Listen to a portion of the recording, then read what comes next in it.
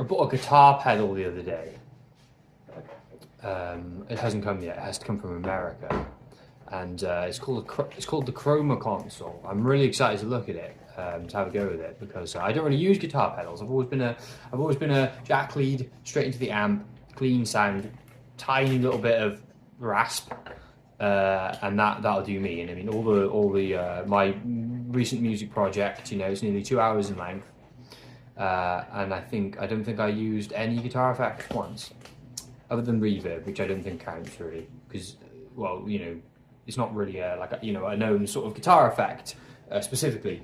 So what's interesting about the pedal is that it's kind of like vintage effects, but with a modern take, and I think, based on from listening to it, it's kind of like that weird paradox of lo-fi, low fidelity sound in a hi-fi context, which is really cool, because it's like you could record your song with tape, like a tape cassette kind of distortion, and then you can hear that distortion or those qualities of the lo-fi in extremely hi-fi sound, and it's very cool, isn't it? It makes me think of the Analog Lab software. I've got this Analog Lab software that came with this MIDI keyboard that I use just to sort of like do little jobs with, and it's got loads of stuff on there. It's got Mellotron sounds on there and all these vintage keyboards and vintage synthesizers, and it dawned upon me that when I was using them,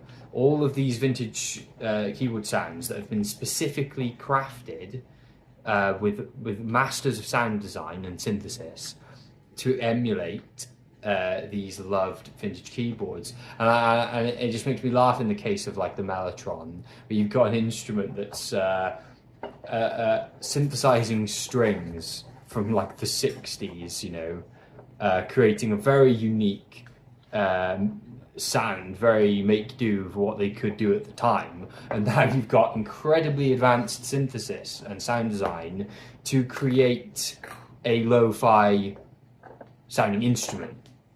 So you've got the best possible recreation to create something that creates a low quality sound from what it's trying to create, for like flutes or or strings or whatever was on the Mellotron.